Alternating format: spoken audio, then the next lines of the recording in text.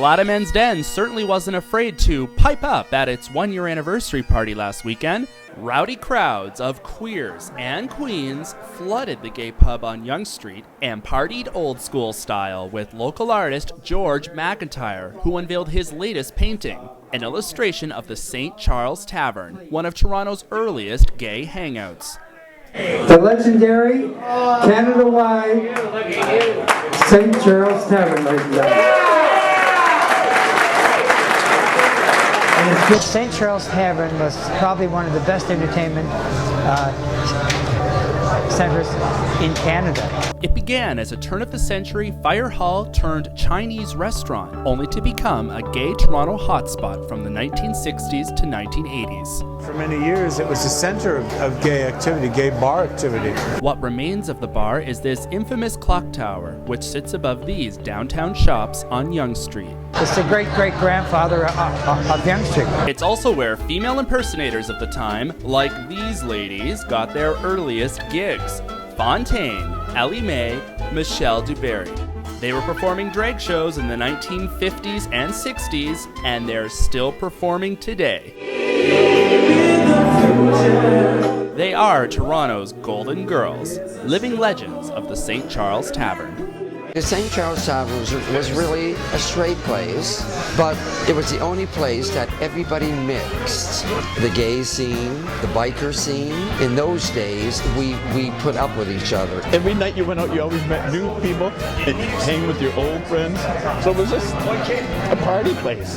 A lot of people came in the back door there too, because they didn't want to be seen going into a gay place. It was a time when being gay and dressing in drag was a crime. In our days, we fought a lot with the police about gay places to go, wearing drag.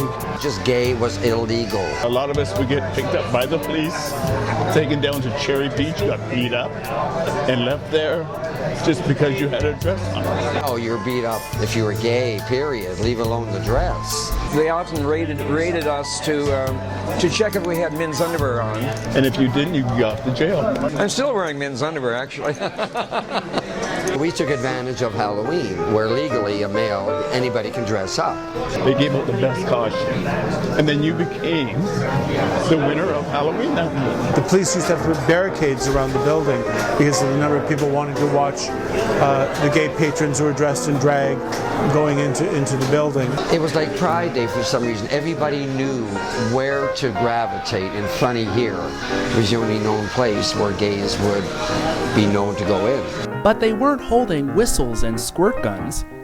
We used to get eggs thrown at us. It's very common on Halloween to see queens decked out fabulously in beautiful outfits that they spent a year working on to be pelted with eggs. It was a field day for the press, as seen in this undated article from the Globe and Mail.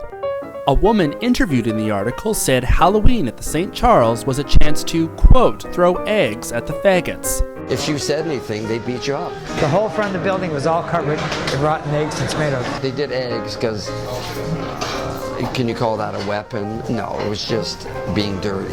I came one night in a white sequin dress with a white box stole and blonde hair. And Michelle Dubarry one night with ink. They threw all ink on her. So I went home, changed my wig and my dress, came back out again, because nothing was going to stop me, you see. I was going to bring eggs tonight and throw one at Michelle for old time's sake, but... The St. Charles Tavern marks the 10th painting for George McIntyre's Group of 12 series, a collection of illustrations depicting gay historic landmarks in Toronto. A lot of young generation don't know where they came from. So this way they're enlightened with pictures and stories. You've got to sort of honor the past, you know? It's like... As a legacy of mine, I'm very proud to say that 50, 60 years from today, 30 years from today, long after my time has come, that these paintings will be here for a lifetime and shared with the whole world. So it'll be an inspiration of faith, hope, and charity. For Xtra.ca, I'm Michael Pihach.